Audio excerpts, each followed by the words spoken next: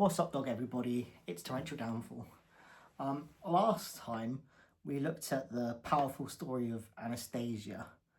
Today we're staying in the music industry and focusing on a man who was the absolute face of 90s rebellion.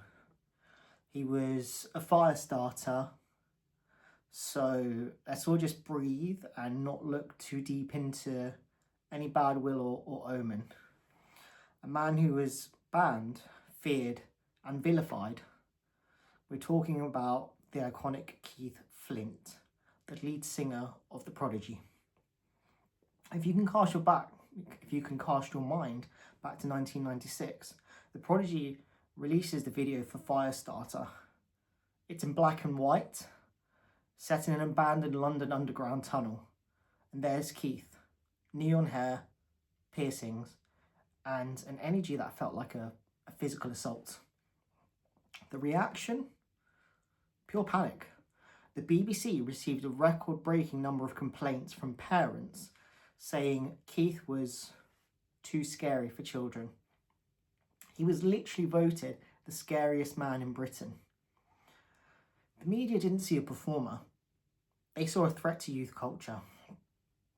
They analysed the lyrics like, "I'm the trouble starter, punk and instigator," and "I'm the self-inflicted, mind detonator," and treated them like a confession rather than art. But while the papers were busy clutching their pearls, Keith was becoming a god to a generation of outsiders. He was the bridge between the rave scene and the rock world.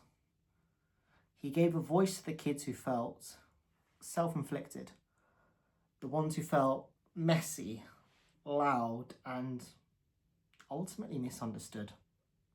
He didn't just influence youth culture, he defined it.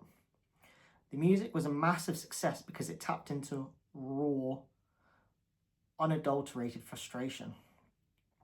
But the more the world demanded that scary persona, the more the real Keith began to hide behind a mask.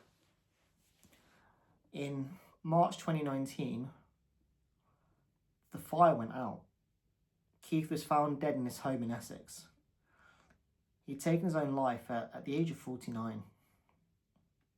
And then, almost instantly, the media narrative did a 180-degree flip.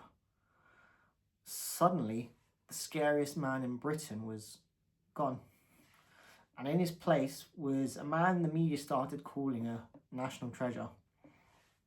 Stories began to flood in that had nothing to do with being a freak. We learned about Keith the animal lover, who had birds and dogs he looked after. We learned about Keith the pub owner, who ran the leather bottle in Essex and would personally serve customers with a smile, often putting in a fine jar on the bar for whenever he accidentally started a fire in the fireplace. The media that once called him a danger to your children was now running 10-page tribute spreads about his gentle nature and sensitive soul. It's the same brutal cycle every time. They profit from the shock value when you're alive, and they profit from the hidden kindness once you're dead. The tragedy isn't just that Keith's gone. It's that he spent years feeling the weight of being a villain to a society that only decided to love the real him when he wasn't here to see it. He was a man of immense success who, in his own words, didn't save any of it for himself. Keith Flint was the fire starter, but he was also a man who would pay for a stranger's dinner just to be kind. He reminds us that the loudest people in the room are often the ones searching hardest for peace.